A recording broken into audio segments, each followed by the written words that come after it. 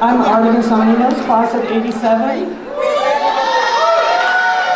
I'm one of the co-presidents of the Alumni Association. I want to welcome you here. Who's sitting next to you? I want to welcome you here today. Thank you for coming to the reunion today here at the school. The Alumni Association, you'll find out more about what we do, but we want to get alumni together so we can all see each other when we haven't had a chance to see each other between our reunion years. So let me start the program. Here we go. Is there somebody next to you? He's the co-president with me. Yep, I'm the co-president of the Alumni Association, together with Artemis, class of '95. I think a lot of you have been to these events before, so you probably are familiar with what goes on. There's going to be some representatives from each class who are going to come up and say a few words, and there's going to be a performance, and then afterwards there's going to be a lunch at the end. Before we get to the programming real quick, I just want to say a few thank yous to some of the people who really made this all possible. Elise Reisman, Mabel, and Kinshasa, you guys all did great work. Thank you very much for putting all this stuff together. The reunion committee made up of folks on the board, the Alumni Association board, Mark Goldsmith, Lawrence, Christine, Craig Lamita, and Susan Spector, so thank you all. And also thank you to all the class coordinators that are bringing all the folks through and raising all the money, so thank you very much.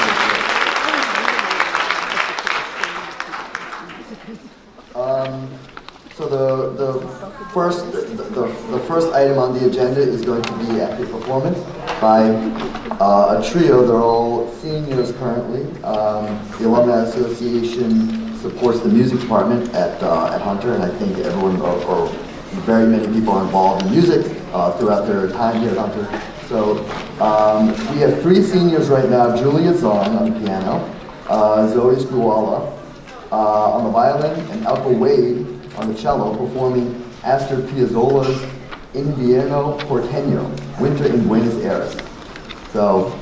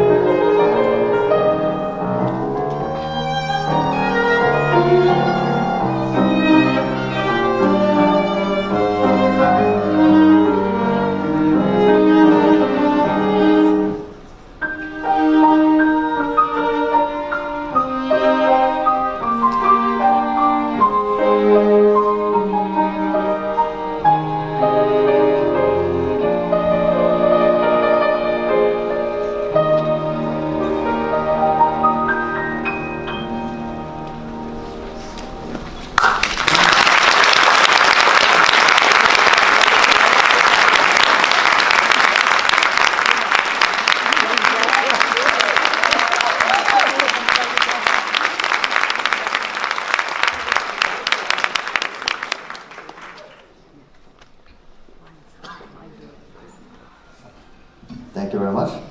Julia, Zoe, and Elka. That was beautiful. Dr. Can we maybe turn on the lights a little bit? Let people see. Thank you. Dr. Tony Fisher, the principal, is going to say a few words. I saw you before. There you go. So.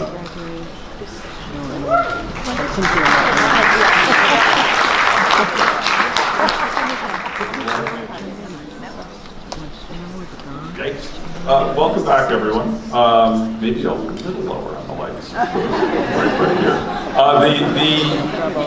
The tradition of multi-talented Hunter students is continuing, and I could go on at length about that, but I want to sort of embarrass one person in particular. Recently, Elka, who was just playing the cello, was up here on stage with the strings ensemble, and they broke into not going to throw away my shot from Hamilton, and Elka was the rappist in that show.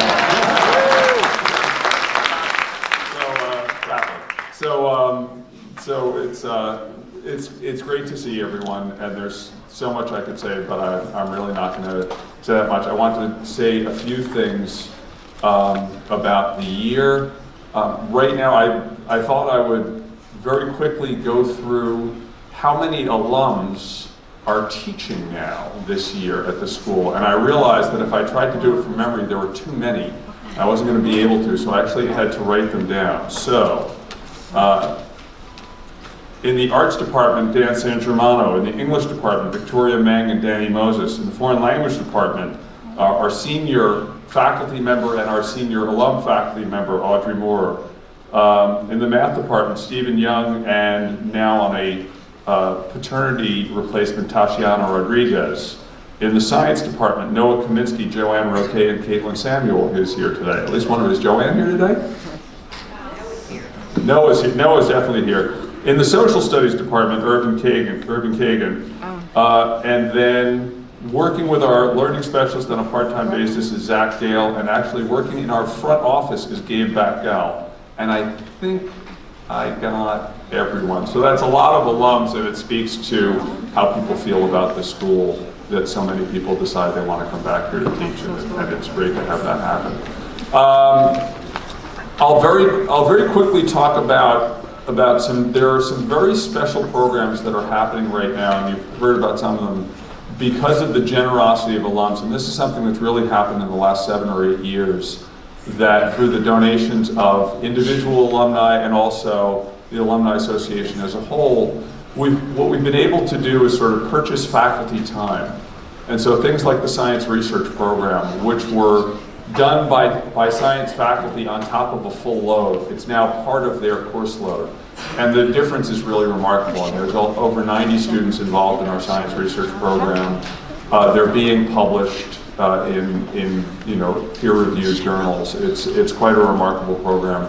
Similarly, we have a journalism program which is robust thanks to an alum, a program in computer science. It's just a lot of different things that are happening through the generosity of all of you, sort of collectively and individually as well.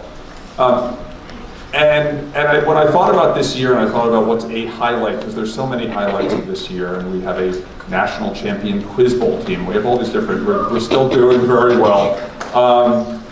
But in November, we managed, and I was skeptical when this was first proposed to me, and I said, yeah, good luck with that.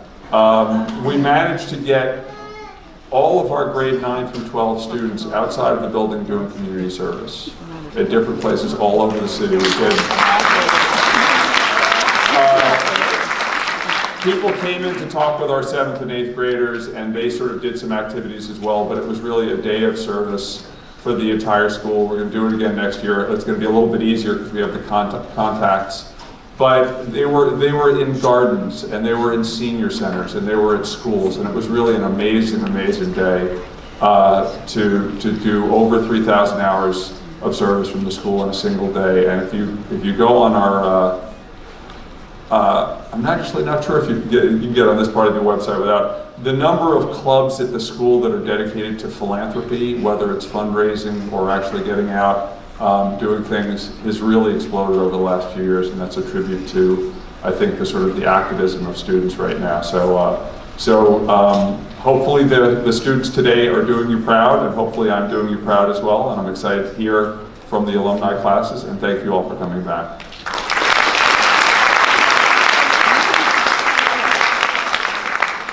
If I'm supposed to introduce the next person, I don't know who that is. No, okay. Thank you very much. It sounds like the school is doing great.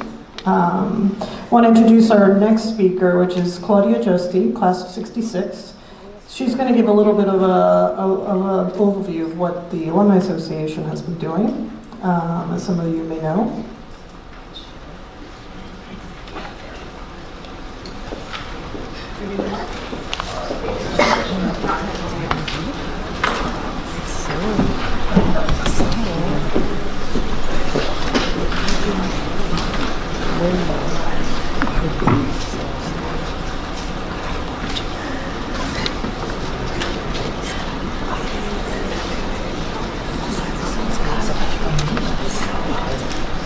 Once again, technology.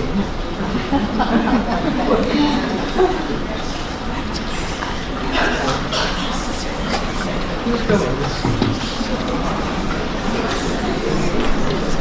Okay. Hi, I'm Claudia Justi. I'm Vice President of the Alumni Association. I want to welcome you all. Can't hear me? I'll go off rocks on you. All right. Hold on. Now, can you hear me? Yes. The idea is to speak, you know, your whole life you've been told you talk too loud. Okay. Now, anyway, I'm Claudia Justi, class of 66. I am currently the Vice President of the Alumni Association. I just want to welcome everyone and go off script for a minute to say that last year my class had a very large reunion, both in number and in number of attendees. And we had a wonderful time, and you know, as all of you are doing that are having big number or even small number reunions, it's just wonderful to see everyone and to spend this time to get together and just remember being at Hunter, wherever you are. I'm going to show that in a minute. This presentation is what we call the paid political announcement here for the Alumni Association, where we want you to understand what we're doing with the funds that you help us achieve during the year through our fundraising, and how we work with the school, and how we also provide programming for the alums. Okay, and now if this thing will work, we'll be good. Here we go. So we're saying to you thank you for everything you've done to support the association. We're showing all of the schools here that you could have possibly gone to during your time at Hunter. Okay, I belong to the one on the far left. I never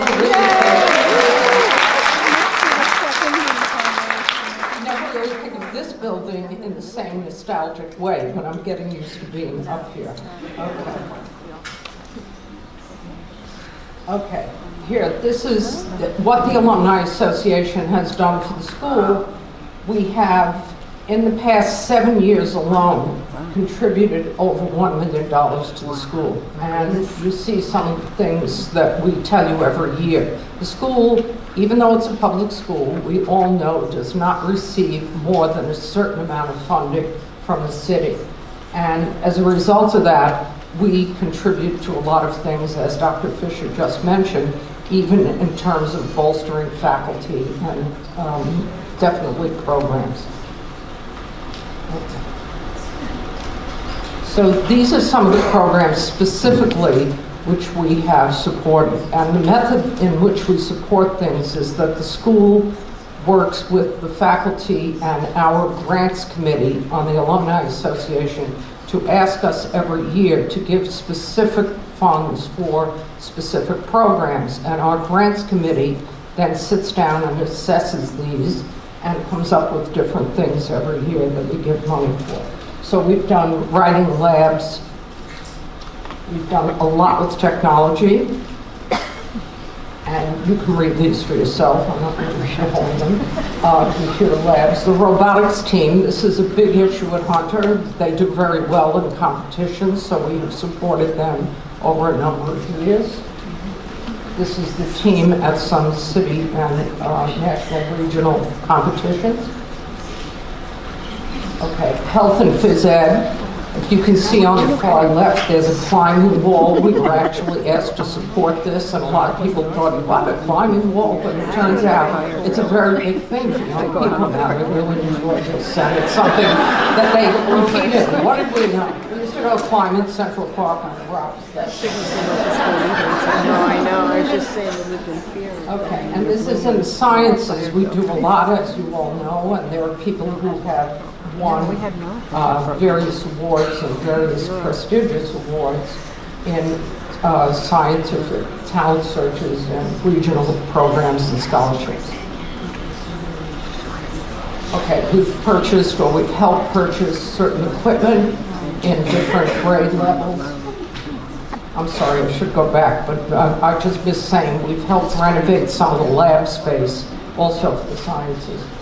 Okay, in the arts, we've purchased some equipment, including a piano, renovated some music rooms. In other words, the funds that you have donated go to the school to do those things. We also work with the PTA, Parent-Teacher Association, and combining funds, we do a lot of these things. Okay, diversity, we have had 2 initiatives with diversity where we're trying to work specifically with some alums who are on the board and with other alums to try to open up the school to other students who may not know about applying for one of the city's special schools.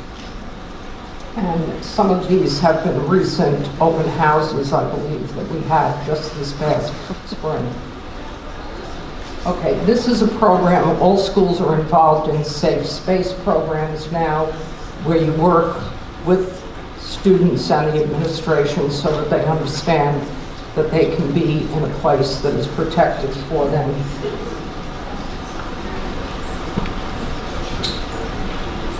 Okay, now we get into what do we do for the alumni, for all of you who went to school and still want to be connected.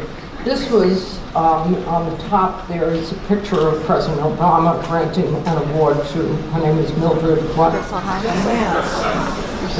Thank you, I'm sorry. And she recently, I think, passed away, but we have, why does this thing keep jumping? This is so good. The other picture was of our wonderful event that we just had in Washington meeting Elena Kagan. Okay, this is, every year we have an autumn reception, usually with someone who is doing something in the field of writing or filmmaking. This was last year's reception. Okay, we took, I think this was in the winter, we had a very nice tour with the docent who is the head of the Museum of Chinese in America, and it was a fabulous private tour, and then of course we went and ate Chinese food in Chinatown afterwards, and this was something that if you live in the metropolitan area you could have signed up for to attend. Okay, we have theater events.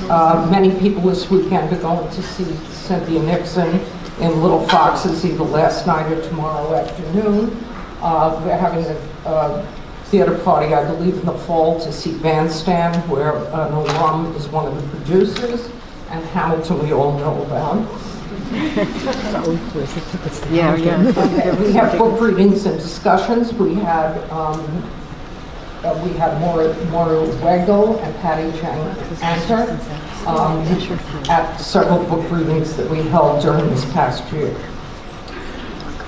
Okay, last year we had this really excellent program at Roosevelt House called Decision 2016 before the election. And everyone on the panel was a Hunter alum who works in journalism or the media. It was really an excellent program. Okay, we've had fundraising galas. We did not have one this year, but we're hoping to have one next year with Bobby Lopez and his wife, who are currently putting together this new Broadway production based on the movie Frozen. If you have kids or grandkids, you know, I'll spit you the song. Okay. And the other two are past galas that we've had. How are they going to do that? So in 2018, the Alumni Association will be 45 years old.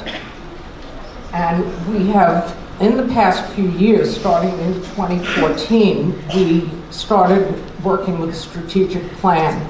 And that has allowed us to organize what we're doing as an alumni association based on some sound principles of what should an organization be doing. So the key goals in the plan, and we have worked on this over a number of years, and I was involved in this along with Gloria Lerner and some other people. We support the school. We provide programming for the alumni. We have worked to improve the infrastructure of the office, part of which you see today in the organization that sets this event up.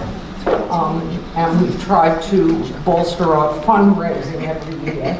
And we're working more closely with the school and with the parent-teacher organization that I mentioned before. So in the past few years, we have done specific things that might not be of tremendous interest to everyone as an alum in an abstract sense, but we've revised our mission statement and our bylaws, and we've worked to have a more organized recruitment process for board members. And we're now this year starting something where even if you're not a board member, but you have a specific talent or organizational skill and you want to work with the board as a volunteer, we're going to be doing that this year too. We've had a little of that in the past, but we're trying to bolster that up this year. Okay.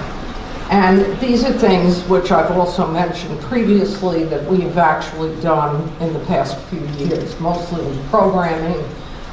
When we do give grants to the school, we then ask the school to fill out an assessment to tell us how that has impacted the school and if it's been helpful or it's been achieved the goal that they thought it would. Okay, and we have several new initiatives I just want to mention briefly. One is Hunter Connects. This is a new platform online with where Hunter alums and current students can meet and figure out ways that they might be able to exchange ideas or work plans or somehow work together. One of our alums who is on the board has been working on this. We also have SB, Exam Schools Partnership Initiative, which is trying to broaden the representation of Hispanic and Black students in specialized schools in general. But in Hunter, we're trying to get students involved in the 5th and 6th grade in understanding how to take the tests that you would have to take to get into Hunter. Okay, and this is our thank you to you for participating and being here today.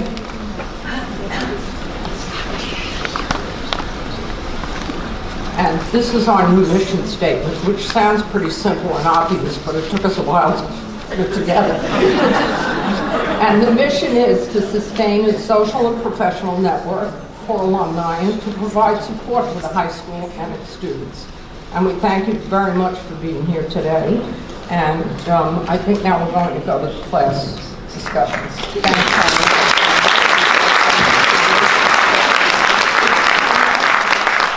We have two classes in 1947. There was a graduating class in January, and there was a graduating class in June at those times. Thank you very much for that. So we have the class, actually, I think it might be easier. Yeah, Mona, if you would come here, I think it might be easier. So I'd like to introduce... I prefer not doing stairs when you're an octogenarian like this. Yeah. What an honor to introduce the two speakers that we have now. We have, Ruth is going to be introducing Mona. Okay. I beat her to it. I always do.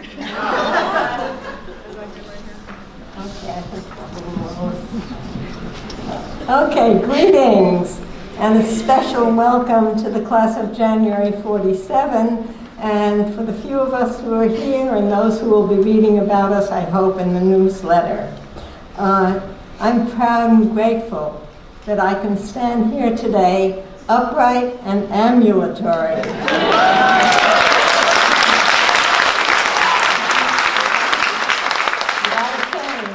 And to remember those of our classmates who are no longer with us. I have a special honor because I have a chance to introduce our classmate and speaker, whose, if you still get annals, deep reflection, circumspection, images of loveliness, thoughts that sing, and words that ring, make Mona Solivar poetess. Let's give a big hand to Mona.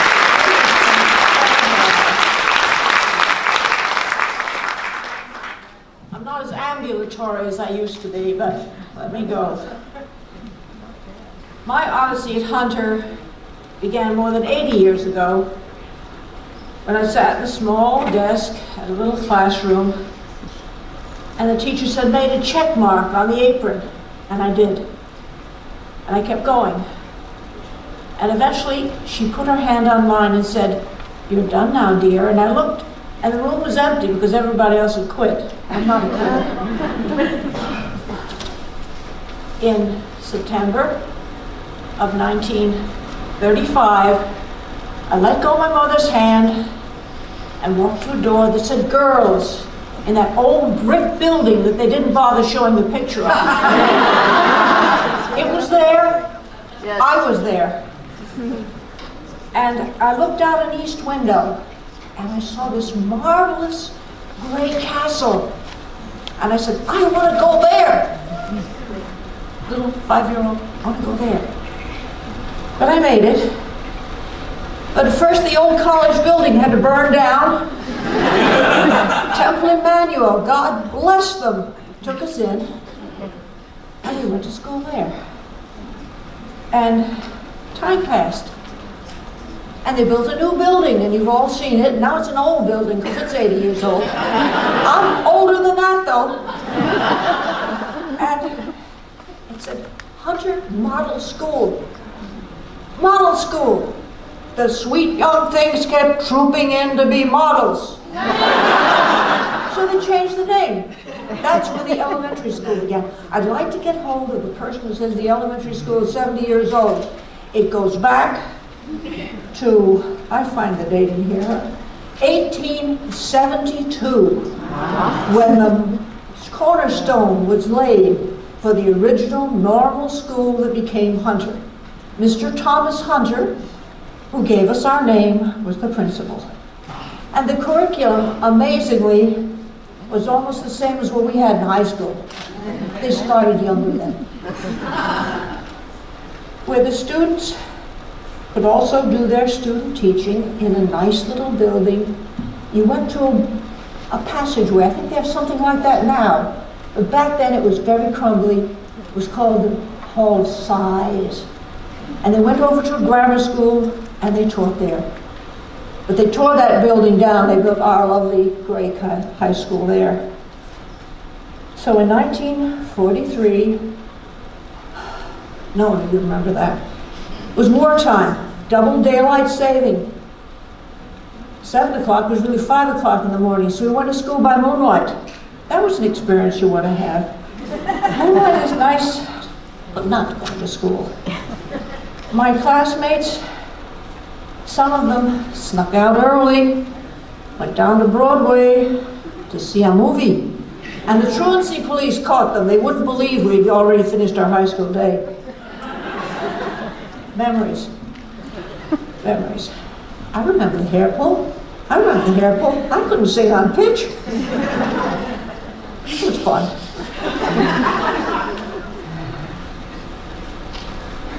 Let's see. I also have that speech memory, but mine's a little better. Christopher Robin has measles and sneezels. They bundled him into his bed. They gave him what goes for a cold in the head. No, they gave him what goes for a cold in the nose and some more for a cold in the head. After all that time, I could, kind of mix it up a little bit. But we learned to talk. We learned to talk properly. We learned to make speeches. We kids will learn to become young ladies, which I think is a lost development today.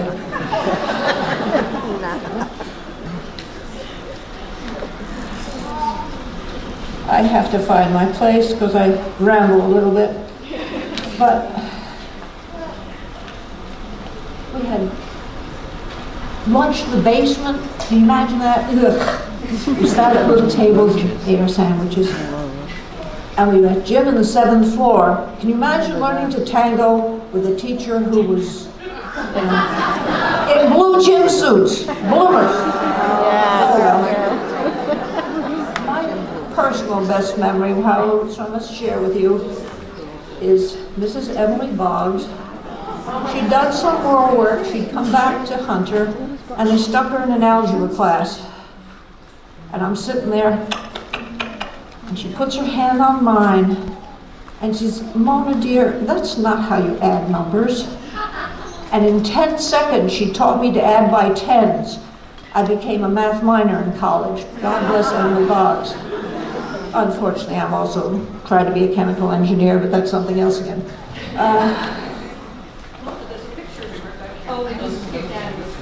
Just on screen. I have all 3, glaucoma, cataracts, and macular degeneration, so you're just not,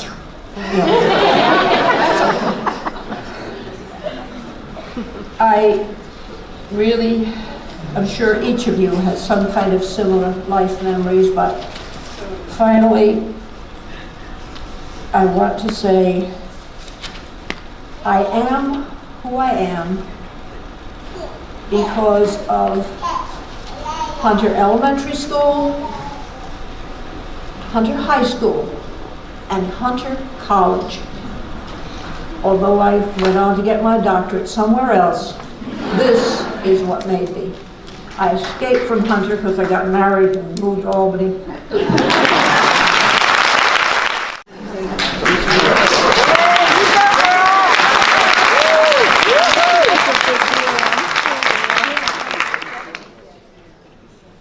Good morning to all of you, and a very special good morning to the super class of 1947.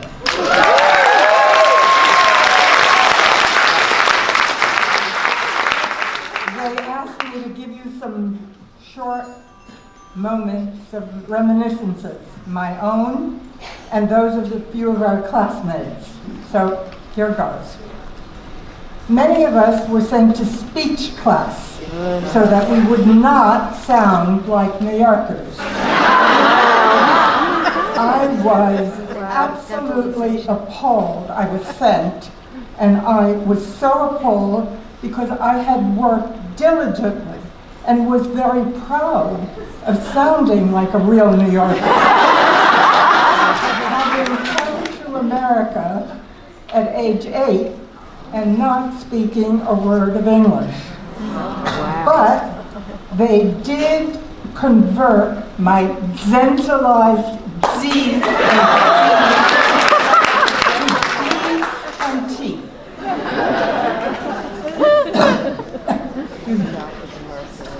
Our teachers were all women, and therefore excellent.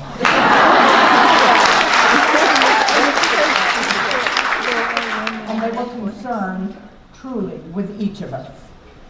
The only male was Jimmy, the elevator man. He was very popular. After school, many of us went across the street to put on lipstick, a no-no at school. So across the street, we were very fast women. A classmate noted that the Hunter High experience taught her to never be afraid of brilliance and hard work, and prepared her both how to teach and how not to teach. Another classmate said, "I learned more in those 4 years than in 6 years of post-secondary school." Agreeing, another classmate wrote, "The intellectual challenge hasn't happened before or since." At assemblies, Dr. Brown, the principal, reminded us that to whom much is given, much is expected. One classmate appreciated that Hunter High was her one and only ally in her fierce battle with her family, who was opposed to both education and careers for women. Very sad. Another woman stated, as the years progressed, I continue to appreciate the importance of a classical education. She also wrote, as a scientist today, I greatly appreciate the importance of our laboratory experience. On the other hand, my own problem with technology became obvious in physics lab, when I was the only one who could not get my bell to ring. We all received a truly excellent education, notwithstanding the music theory teacher who lifted strands of our hair, on some of us at least, to make us sing higher and on pitch, to no avail. Long before women's lib, we were taught that there was nothing we as women could not do.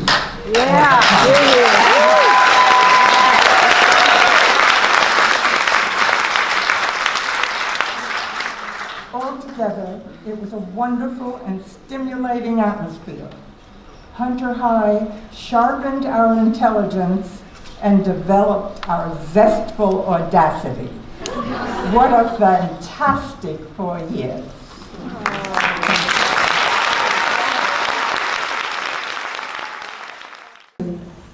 We were not as diverse ethnically as classes are today.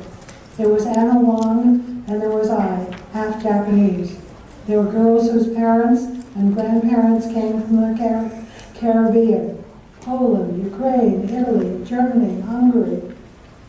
Our teachers, our wonderful teachers, were not diverse. No Asians, no African Americans, no men, of course, except for a student teacher in physics, Mr. Gordon, and we took sadistic pleasure in making him nervous while we were trying to set up an experiment. When Dr. Cyril Woolcock, a man, arrived as our new principal, we took him in our stride. The curriculum included Latin and speech and hygiene and music and French, as well as more predictable subjects. Our American history teacher, Miss Mangum, took us to Columbia University to hear the philosopher Bernard Russell, but the crowds were so huge that we had to stand in the street and listen to loudspeakers. We won an outside Latin contest held by the Classics Club and coached by Mrs. Fitzgerald and Mrs. Kahn. Our grounding in French was so good thanks to Madame Rodin and Madame Smith. Hello, Jacques. Quelle nouvelle, that I had to take only 1 year in college to meet the foreign language requirement there. Physics was a delight, thanks to Mrs. Robinson and Ray Miller and Ann Sutton. Mrs. Sutton taught us physics principles punctuated by advice. Don't let the boys know you know science. As a teenager, she had sent her boyfriend to a gas station down the road when his car stole. Meanwhile, she fixed the car. I think she later married George. She also urged us to wear red to our prom, if not red, pale blue. Or maybe it was the other way around. If we needed to diet, eat lettuce. We had music theory and chorus. We were inspired by the fact that the opera singer Martina Arroyo was a Hunter student. I'm sure we sang on many occasions. I'm Sarah Mariah Jones, I have Hunter in my bones, my name is written in my umbrella, by alumna Charlotte Hochman. What do Hunter students sing today? Math was not my best subject, but Mildred Lawson got us through. I remember Catherine Bruton less happily. She scared me with geometry. The family of one student wanted her to graduate and to go to work for the phone company, as all her female relatives had. She graduated, went to college, and fulfilled her dream of becoming a teacher. Other classmates went on to become teachers, librarians, judges.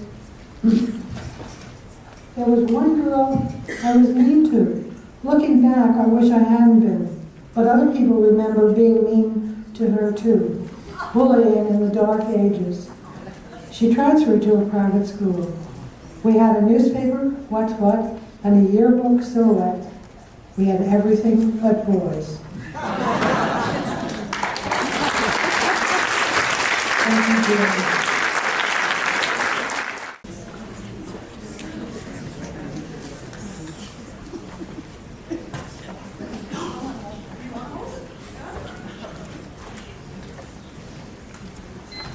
Greetings from the class of 57. Who are we? The fabulous class of 57, here to celebrate our 60th reunion. What are we? We are what Hunter helped us to be. We are doctors and lawyers, college professors, primary and secondary school teachers, advisors, administrators, artists, writers, mothers, grandmothers, great-grandmothers, and whatever we wanted to be. That's what Hunter gave us.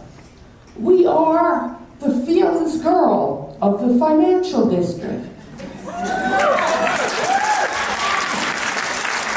16 years ahead of her time. If you look at that sculpture, that's us. 65 years ago. Well, maybe 70, but that was us. We graduated in a social era of Ozzie and Harriet. Not Ozzy Osbourne, Ozzie and Harriet. And Dagwood and Blondie. When society suggested that a woman's goal should be to marry a financially secure man, stay home behind a white picket fence in the suburbs, and have his dinner and a cocktail waiting for him when he came home from a hard day at the office. Wrong. Hunter taught us to be self-reliant, financially responsible, and self-confident enough to set professional goals and achieve those goals. As an all-woman school, we had the opportunity to occupy all leadership roles. We didn't have to play dumb to be socially accepted. We didn't hate men. The tickets to the Stuyvesant, Brooklyn Tech, and Clinton dances were the hottest ticket in town. We just wanted to get out there and be partners with them as equals. We weren't against men.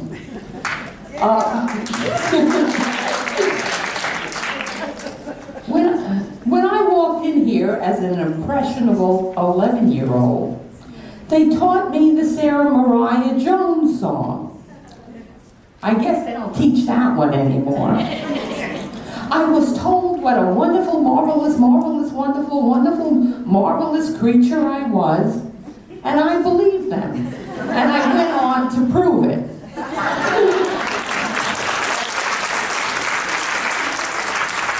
Hunter gave us the tools and the skills to succeed. It was the first step up for many immigrant daughters and middle-class girls. We were all equal here. Black, white, Asian, we all passed the Hunter test, and that made us all equal. We applauded, not denigrated, academic excellence. I know that even with the addition of a cadre of testosterone-fueled males, all Hunter graduates have the confidence and potential to succeed. And now my class will tell you who they are. Okay, ladies. I'm Sarah Mariah Jones. I've got 100 in my lungs. My name is written in my umbrella.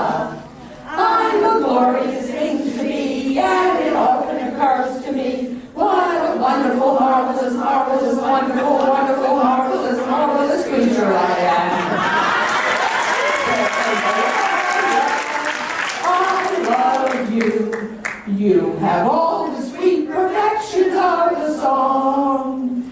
No one is higher to coin a phrase above you. You do everything right, exactly right, except what you do wrong. So Mariah Jones, when they praise you with trombones, speak up, and tell the people why. Say, please don't make a fuss, you should see the rest of us, with the gleam of glory's gold in every eye. That's Sarah Mariah Jones of Hunter High. Sarah Mariah Jones of Hunter High.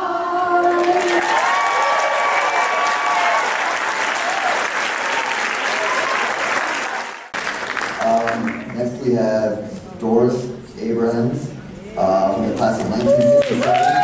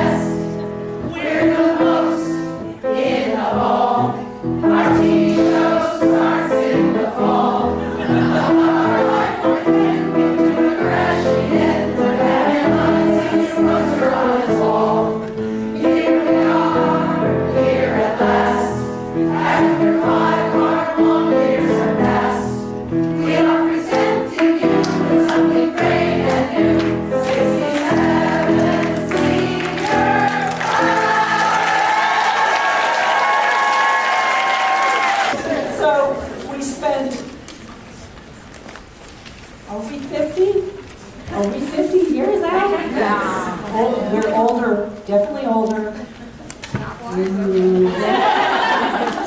Ostensibly wiser.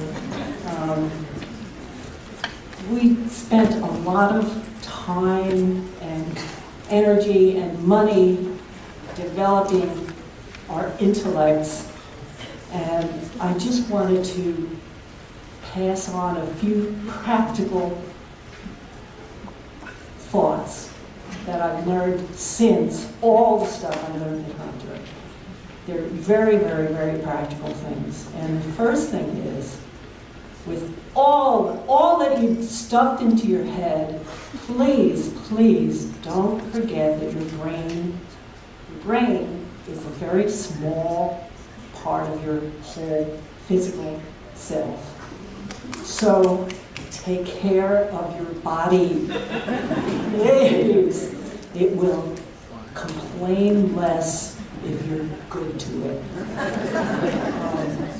And it will complain, I guarantee you. It's going to. The second thing that I wanted to say is, please be especially now, oh, this is such a time.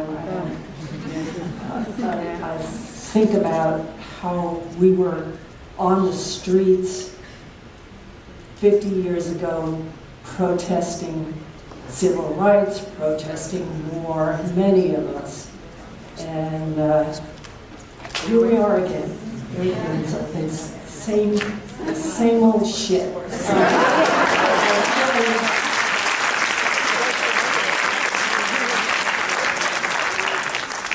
I wasn't going to get political, I know, but just one thing, please remember this, to be good to each other, to be good to the people around you, to treat them with respect and kindness, even if they're being difficult, even if they're being unpleasant. Just try to make that your go-to, to be kind. And you'll be amazed at how more cooperative people will be and how much less cranky they'll be and how much more fun things can be with just that very simple thing. The other thing that I've learned, and this is one that I've struggled with and I still struggle with, is it's good to have goals. There's been a lot of talk about success today, and that's a great thing. Goals help us, they help us set our priorities, they help us have a sense of direction. They are not destinations. They are markers. And things will change. Goals will change. Priorities will be altered. Direction will be altered. Don't spend so much of your life focused on some intended destination that you miss the journey. It's all about the journey. It's all about how you act, what you do, how you are in the world around you now. You're going to be on the road your whole life, so enjoy the scenery.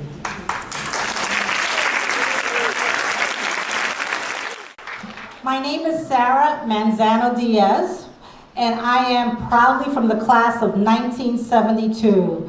We came in 1967, and we remember all of you. That was a great song. When you started singing, I said, oh my God, I remember that song. Fantastic. So we came in 1967, and we left in 1972, and those are watershed years for our country and for ourselves. Our class was the class before us. My class and the class after us was the largest influx of people of color that Hunter had ever seen.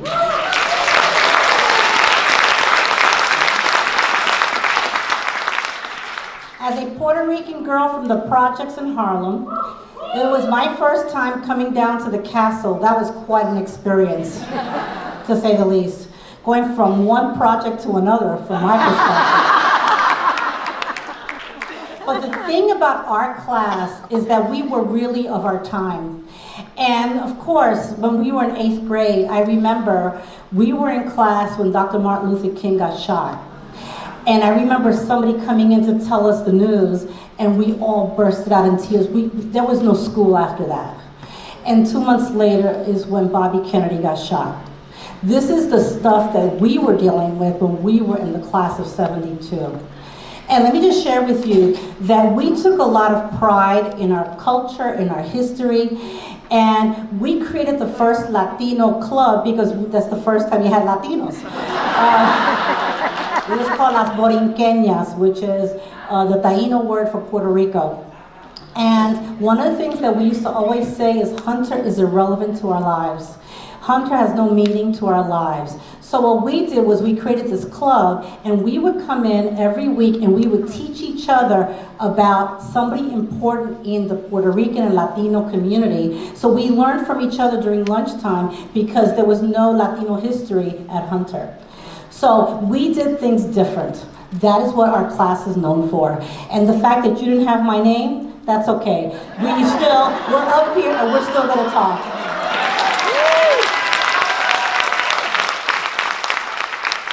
The thing about our class is that we took a lot of pride. We learned a lot about each other. We learned about our culture, and we were open to learn about other people's culture. And I think that that is one of the lasting legacies of our class. And the other thing that we took a lot of pride in is that we basically were nonconformists in the biggest way. We wanted to break every tradition that Hunter had, no matter what. That was part of our goal. So, for example, the junior blouse became our junior sweater. The senior hat became a fedora because that's how it was. And you know, our senior song, which is "We Are Presenting the Class of '72." Oh yeah. Right? That song was written by Angela Bofill, who is a very famous, right, Angie? Angela Bofill wrote our senior song, and all the rest of you probably marched in for your senior day. We danced in because Angie got us a band with some guys, and we were funky, and we were coming in presenting the class of '72. Oh yeah, right? So we always did things different. I just want you to know. And because of that, I think that we brought flavor to Hunter that Hunter didn't necessarily have. We also learned something that was really important for today. One of the things that we learned about was sisterhood.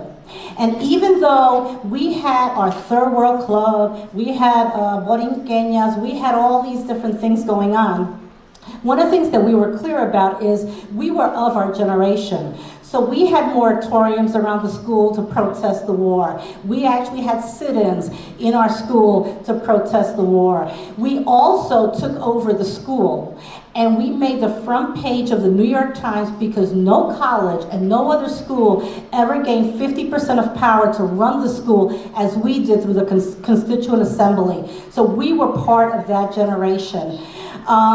So when we talk about doing things today, we should think about what we used to do. We understood that as students we had power, and the power came through unity.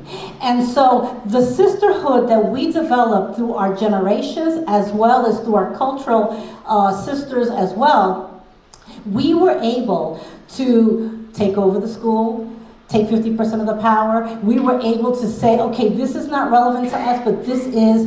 We were students who understood our power and our strength. And I have to say, we did it in such a way that was collegial. We got along, we loved each other, and the thing about it is you can be different and have pride in your differences and your culture, but that doesn't mean to the exclusion of others. And therefore, the lesson that we learned was there's strength in unity, there's strength in sisterhood, and I am very proud to be a member of the class of 1972. Okay. Are we ready for the class of '77? Okay. Let's try it again. Cindy Williams, please come down.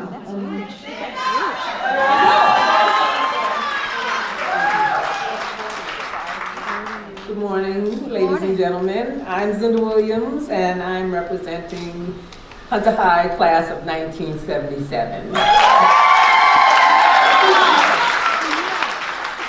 It's an honor to be chosen to represent, but it's also really ironic because I never dreamed of coming to Hunter, and I didn't really want to be here. It was, I had dreams of fashion, and I had dreams of meeting boys, and I had dreams of becoming the young lady that was tucked deep inside of me. But my father had other plans. So once I took the test and passed the test, he said, "You passed, you're going."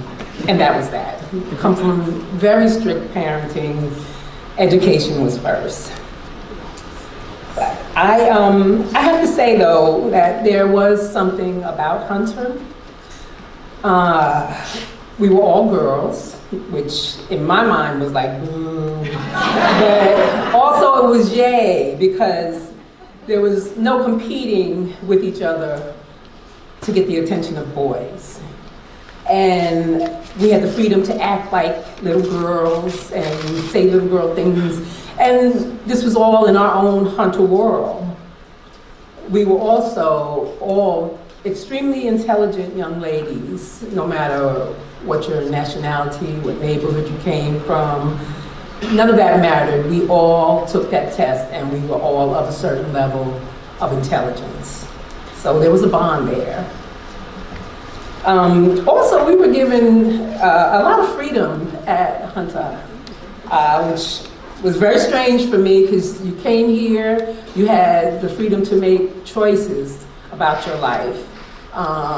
That was quite different than any other school. We had 3 excused absences. We had a smoking bathroom. Excuse me, a smoking lounge first. And then it wasn't like a smoking lounge. It was a smoking lounge, a cigarette smoking lounge. And we also had phys ed off the premises, which, I mean, who does that? It was very, very different. I don't think that would fly right now. But with those choices came the responsibility of owning the consequences of your choices. So as little girls, 11, 12, 13, 14, you realized that you had to make good decisions because you would be responsible for those choices, or for those consequences, I should say, good or bad. I'm talking about that. And I think my formal education, it was very valuable to me. It still is very valuable to me, and I fall back on it every day. But there was something even more important, and that was the experimental environment of Hunter. There was nothing like it. It built strength, it built character, and a sense of self. It also built the courage to know that you had the ability to do anything. If you really put your mind to it, if you really tried, you could do anything. So even in the arts, we came from great stock. We had Pearl Primus, Olivia Cole, Audre Lorde, Ruby Dee, Angela Bofield, Cynthia Nixon, who some of us are going to see later on, or already did. And from our class of 77, our very own Supreme Court Justice Elena Kagan.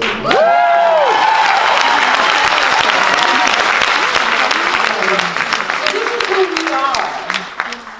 And you should be proud and understand what you're made of. And know that we are the best of the best. We are the last of the 466 Lexington Avenue Hunter.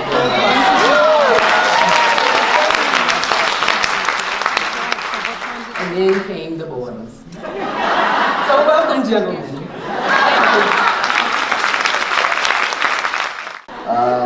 Next is Amy Werble from the class of 1982.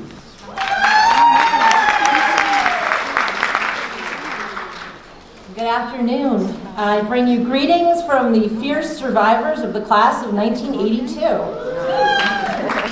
You may know us as the subjects of The Joyful Elite, a 1982 New York Magazine article that declared our recently co-educational campus America's only high school for women and boys.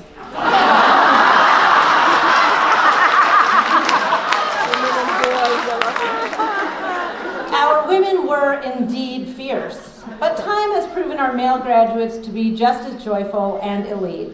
I bring you greetings from professors, physicians, free speech and LGBT activists, historians, mathematicians, psychologists, corporate lawyers, comedians, supermodels, yoga instructors, idealistic rural dwellers, physicists, Republican and Democratic political operatives, marathon runners, venture capitalists, engineers, musicians, bankers, amazing moms and dads, and brilliant writers. We collectively have published 48 books with a lot more in the works, including my forthcoming Lust on Trial. Get it on Amazon.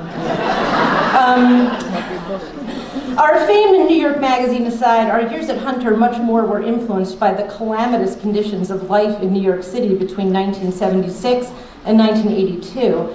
Hunter still, by policy, was inclusive and diverse, with some students traveling hours to reach our school. Those journeys were perilous. Like many of my classmates, I was mugged, actually on my first date in 1980. Don't worry, I recovered and got married twice. I was relatively privileged and lucky. Many of my classmates were mugged fairly routinely on their commutes to and from the Armory in those years, which made this unfriendly fortress seem actually like a good idea. We took it all in stride. This was our world, and in many ways it was miraculous. The city pre-AIDS was an open-air wonderland that stunned us before and after screenings of the Rocky Horror Picture Show at the Waverly. Central Park was an obstacle course filled with drug dealers and thugs, incongruously nestled amongst the park's elegant but crumbling overpasses, lampposts, and monuments. Our subways, a wonder of the world, were entirely engulfed by graffiti. And yet she, or I really should say we, persisted. In fact, we did more than persist. Most of us thrived. We had lots of loudmouths in our world, including Donald Trump and Roy Cohn. But the women and boys in our class were emboldened rather than intimidated. To the classes that preceded ours, I offer heartfelt thanks. The women of the class of 1982 never, ever, not for 1 minute, doubted our equal shot at the highest offices to which we might aspire. That gift was yours to us. And the men in our class benefited as well from education in an environment in which the onus was on them to prove their right to a seat at the table. I can attest to the evidence of my classmates that the experiment proved successful. On behalf of the class of 1982, I offer my profound gratitude to an institution that not only taught us to survive life's slings and arrows, but indeed to thrive. That which did not kill us truly made us stronger. Long live our fair school. For the Double Duck Deli, Rice Fund, Munch Maker's Candy Shop, and the Optimo Cigar Shop with a line of the latest stand-up video games. We remember UB40, David Bowie, Prince, may he rest in power forever, Run DMC, the Beastie Boys, the Special Beats Service, using fake IDs to get into CBGBs, to see the Red Hot Chili Peppers, the B-52s, and Fishbone. We remember the Commodore PET computers and having to sign up in advance for lab time. We remember toting around dog-eared copies of books by Tolkien and Heinlein and Judy Blume, with those pages especially dog-eared. We remember our trip to Russia. We remember when the graduating class was 6% black people versus 6 black people. We remember the transparency projector and the Gessler mimeograph machine and wondering if it was true that you could get high off the fumes. We remember watching on televisions that were brought into the classroom specifically for this purpose, watching the launch of the Space Shuttle Challenger, and then the terribly twisting sensation when we realized that something had gone terribly, terribly wrong. We remember sneaking into the elevator. Let me tell you, my got aroused when I could just push a button and get on the elevator today. We used to have to make illegal keys, and I'm glad that the statute of limitations had expired. We stole the keys and had a legal copy so we could ride in the elevator. We remember sneaking into the elevator, smoking on the corner, and if you were especially bold, smoking on the 94th Street side of the courtyard. We remember feeling awkward and isolated.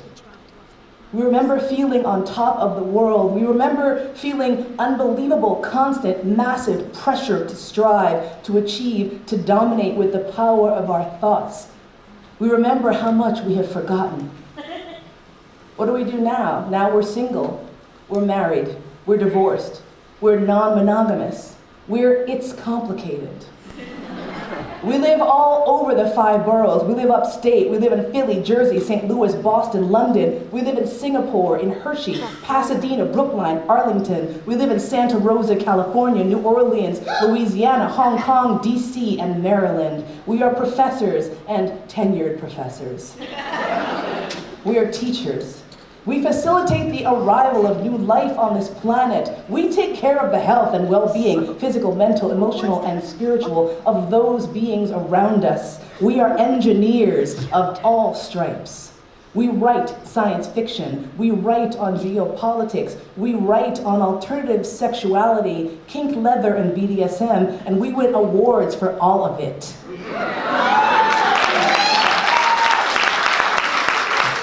We are social justice warriors. We are podcasters, broadcasters, journalists. We are arbitrators, litigators, and political instigators.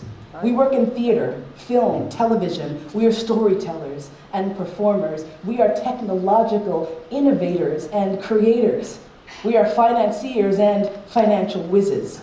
We manage transportation systems. We rock library science as well as every other branch of science under the sun. We are advocates for the disenfranchised as well as the pretty damn well franchised. Thank you very much.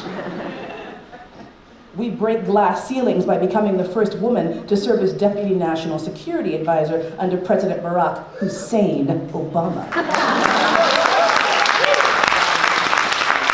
We choose to raise brilliant, beautiful children. We choose to focus our energies on our work and our passion. We sometimes choose one over the other. Sometimes we choose both. We have traveled to and worked upon every continent. We continue to fearlessly reinvent ourselves and our lives when the calling calls us. If we could defy physics and speak to our younger selves, we would offer the following hard-won advice. We would say, you know how all those people keep telling you that you will eventually be forced to stop doing things your own way and start doing them the way everyone else does? Those people are wrong. Don't let them worry you. We would tell ourselves there are lots of different ways to get through this world, and you will be able to make yours work for you. We would recommend that we worry less and explore more and buy Apple stock. We would tell ourselves to listen to our gut and not to be afraid of new things. We would tell our younger selves to learn to laugh, relax, enjoy life. Don't be so fucking serious. Enjoy your youth and be young and stupid while you can. We would shout, oh yes. I'd like to begin by thanking the people who made this day possible. Our Alumni Association staff, Elise Reisman, Kinshasa Peterson, and Mabel Bermejo, and the Alumni Association officers and board and volunteers who make this day possible, led this year and every year when it comes to reunion weekend activities by the great Marge Goldsmith.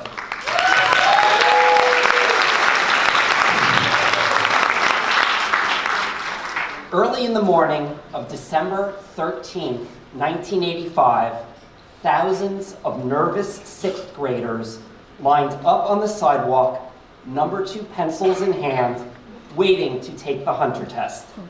I remember it being a frigid day.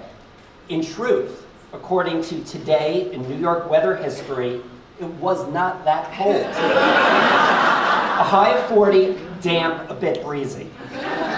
But the significance of that day made it seem colder to an impressionable 11-year-old. 4 months later, we received a thick envelope in the mail with a cover letter welcoming us to Hunter, and 250 of us began life together in the brick prison in September 1986. We, the 25th reunion class, were the last generation of Hunter students whose time was not controlled by technology. None of us had cell phones. One or two classmates had beepers for reasons unknown. By graduation, only a handful of us had used email. We used our landlines to study together from home or to communicate with our first boyfriends and girlfriends. Our first term papers were prepared on typewriters. College essays were printed on dot matrix printers unless a parent had access to a laser printer at work. We learned how to use the school darkroom in photography class, and we transitioned What's What and the Observer from hand layout with glue and razor blades to desktop publishing. We used the payphone outside this auditorium to get advanced word on college acceptances, rather than waiting till the end of the day and then taking a subway or two, plus maybe a bus, to go home and open the mail. We started Hunter in the 1980s of Wall Street and Gordon Gekko's Greed is Good. Then the stock market had what we thought was a once-in-a-lifetime crash when we were in 10th grade. Hip-hop broke through to dominate pop music as we traded in our cassette tapes for shiny new CDs. Our teachers pointed out to us when the Times began to use the new title, Ms. Some of our earliest efforts as activists focused on homelessness, hunger, and the new disease of AIDS, which dominated public policy debates and popular culture and added an extra urgency to our sex ed classes. Nostalgia can be powerful, but this was also an era when getting mugged on the subway or the street was a real risk. For a while, we lived in fear of getting jumped by the Decepticons at 96th Street subway stop. Only at Hunter would one fear a gang reportedly formed at Brooklyn Tech. The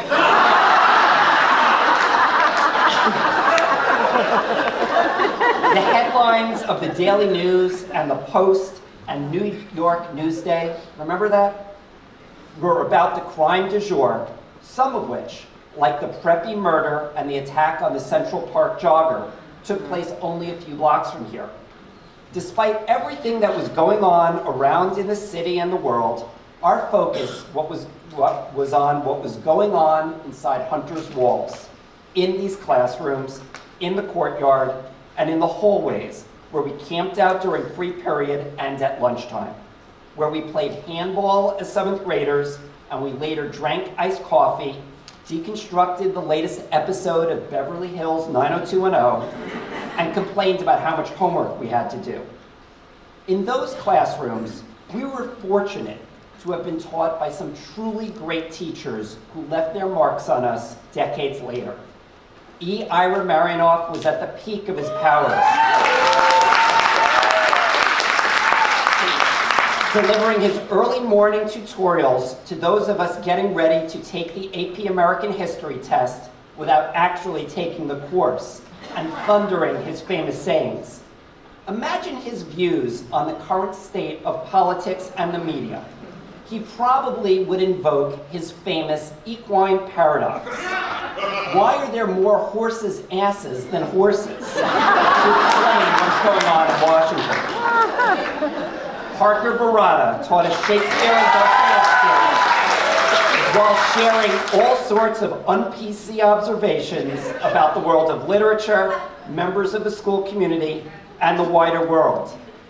No one who had Sue Eichler for social studies during the digital watch era would forget to set his or her cell phone to silent mode before a theater performance. We helped break in some great teachers of the next generation, like Joan Kenyon, who demanded so much from us and who taught us to become critical writers and readers, whether she was teaching us about modern Arab politics or the causes of the French Revolution.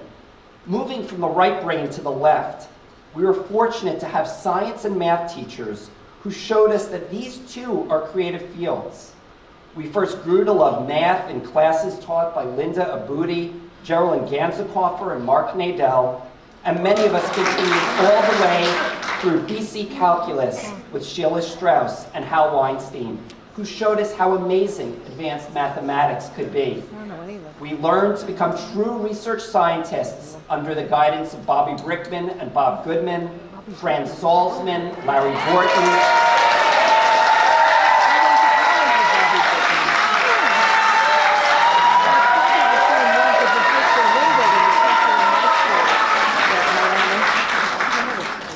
and the Alumni Association's own Marge Goldsmith. That so many of our classmates entered scientific fields, medicine, technology, research, and science education is a credit to these great scientist teachers. And we gave our energies to every form of extracurricular activity, where some of our strongest bonds of friendship were formed. We led teams to Manhattan titles and top city rankings in a range of sports. We helped bring back the Hunter United Nations Society 2 years before Bill Clinton declared that he never inhaled, but some model ambassadors from Hunter had. Nurtured by great art and music teachers like Julie Reifer and Allison Schiff, our class advisors, Linda Bell and Campbell Austin, some of us used acting in musical rep, Brick Prison Playhouse and HTE productions, studio art time, performing at Arts Days, or singing in the choruses and Revelation as launching pads for careers in the arts. Some student journalists became professional writers. And some of us just look back at our high school activities and think that we should really run more. Or maybe this time to try out for a community theater production. Maybe when the kids are a little older or work is a little quieter. We look back at our time in the Brick Prison with gratitude for the rich and challenging education that we received. But most of all, we look back at the experience of being part of a small class for 6 years, and for some of us who are also elementary school graduates, being part of the same school community for more than twice as long. We will not have the opportunity to be members of such an intense and intellectually engaged long-term community again. Today, we members of the class of 1992 are older, obviously. Some of us are grayer, paunchier, or bolder. Some of us are all three. One of our classmates took out her reading glasses to review a draft of this speech. One of our classmates is on the Hunter faculty, and one classmate is a member of both the Alumni Association and the Hunter PTA. Tonight, we'll gather at a bar downtown and toast our fellow classmates, our high school memories, and our alma mater. And we'll look forward to reuniting 5 years from now. Thank you.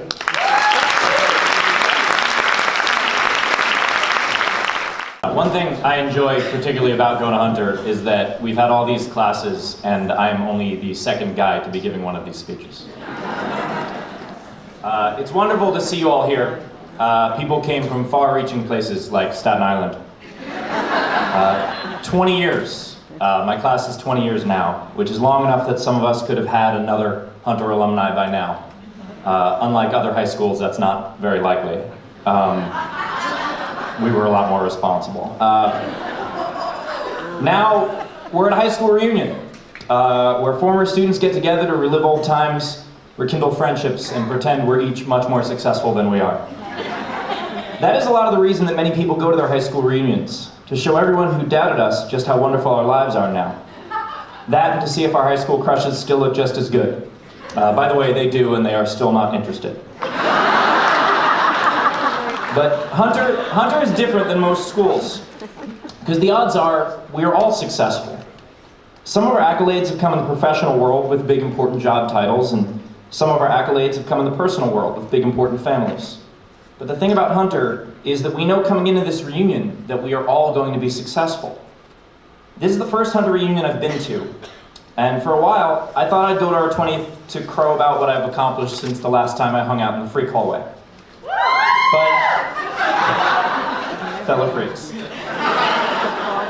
But as I got older, I realized that's not the point of this reunion. The point of the reunion is to hear all the amazing things that everyone else has done. Even when we were students, we already had successes. I still tell people the story of Adam Cohn, a student who built a computer mouse you could move with your eyes in 9th grade. Something that I'm pretty bummed is not on the market yet. And look at our alumni. We've already discussed some of them today, but Lin-Manuel Miranda is an Oscar away from an EGOT. Bobby Lopez is the youngest EGOT ever, if you count daytime Emmys. John Daniels became the youngest general manager in baseball history. Chris Hayes became the youngest host of a primetime news show. Elena Kagan is a freaking Supreme Court justice. Young MC, Cynthia Nixon, Olivia Cole, Max Kellerman, Ruby Dee, Diane Lane, Dugas. The list goes on. And there was that one pharmaceutical kid, Martin something or other, but he dropped out, so as far as I'm concerned, that asshole went to Stuyvesant. I was trying to pin down what it is about Hunter that breeds success like this. How could one school breed this kind of success? I thought it might be an academically challenging environment where we don't discuss whether or not we're going to take AP tests, rather how many we will be taking.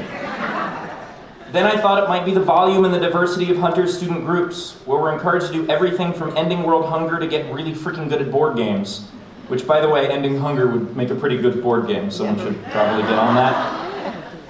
Finally, I realized what it was that made my class understand that the world is ours for the taking. Killer. I know that the administration is here and you're probably not happy that I'm advocating playing killer, but you know that we play. To pretend that we don't is to pretend that we never smoked under the arches or hooked up in that 4th floor stairwell cage thingy, which I actually did not do either of those two things. I'm not cool enough for either one, but other students did, so you get the point. To understand killer is to understand Hunter, because Hunter is a bunch of kids too smart for their own good who do not respect authority when it doesn't make sense. And that is how you succeed in the world. Lynn didn't get nominated for 29 Tony Awards by playing within the system. John Daniels didn't bring the Texas Rangers from the cellar of the World Series by doing anything traditionally. And no one records a kill by waiting patiently on school grounds. Hunter students grow up to be doctors and teachers and journalists and titans of industry. We grow up to set records and break boundaries and change the world. And whether it's on Broadway or at home, or in a baseball diamond or in Washington, there's one thing we all have in common. We are stone cold killers. Thank you for your time. I'll see you under the arches. My name is Gail Hinken. Danny Hodge. It's great to be here with you. Thanks for having us. Since this is our first big milestone reunion, 10 years, we thought it'd be, nothing like 60 years, but we thought it'd be appropriate to talk a little bit about how the Hunter that we experienced and the surrounding world during our time here influenced us.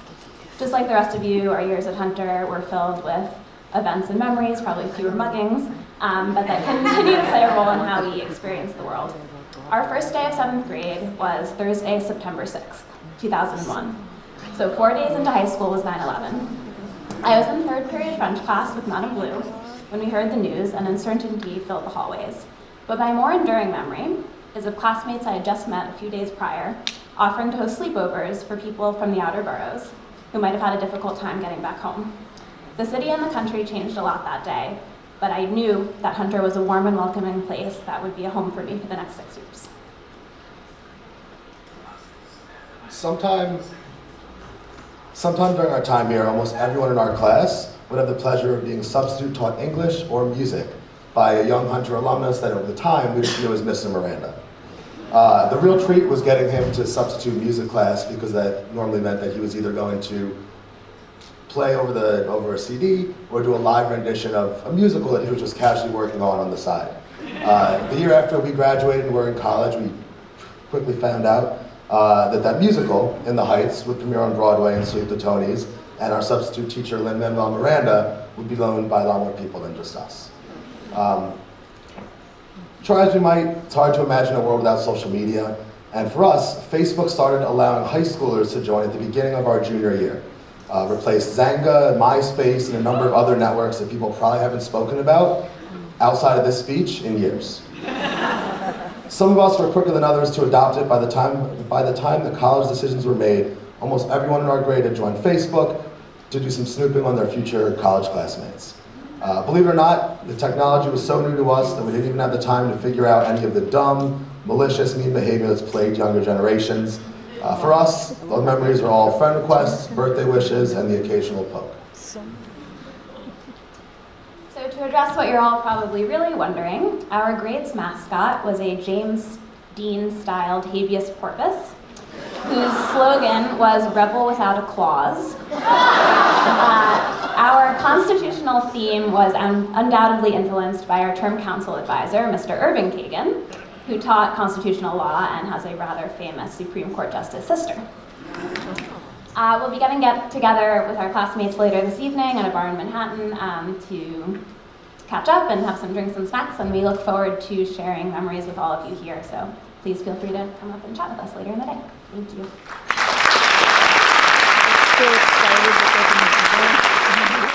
Is anybody here from the class of 2012?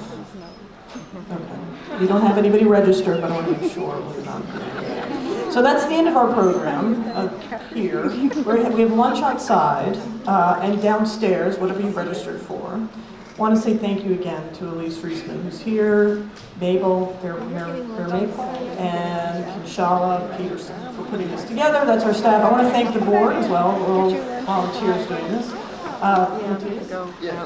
Certainly thank you everyone for joining, and we hope you enjoyed all the speeches. There's also a softball game that's happening a little bit later. I think it's at 2.